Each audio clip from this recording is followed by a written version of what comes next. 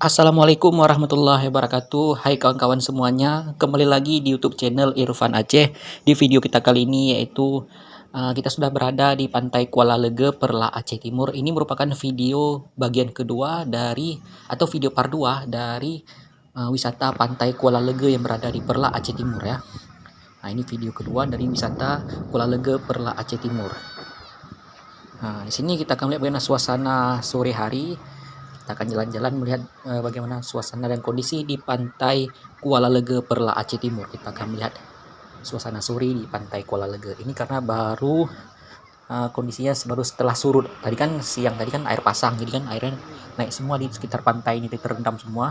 Ini kan udah surut, berarti ini sudah indah, sudah cantik pemandangannya di pantai ini. Kita akan jalan-jalan dan melihat suasana yang berada di Pantai Kuala Leuge Peureulak Aceh Timur ya kawan-kawan.